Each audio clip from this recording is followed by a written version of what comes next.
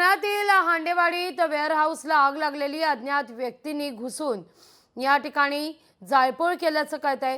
आगीत वेअरहाऊस सेंटरमधील वस्तूंचं नुकसान आहे।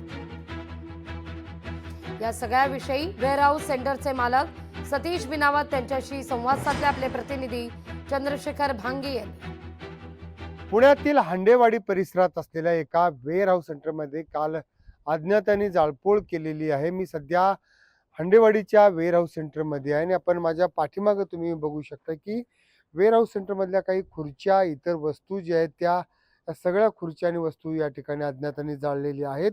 दहशत माजवण्यासाठी हा सगळा प्रकार केल्याचं या ठिकाणचे नागरिक सांगत आहेत।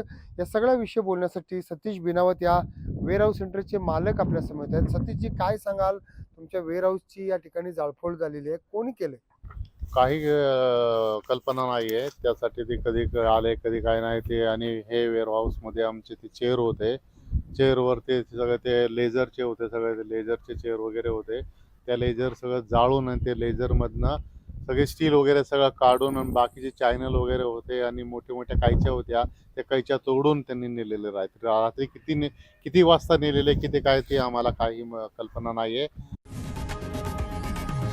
लोकशाही मराठी ऐका, पहा, जागरूक रहा।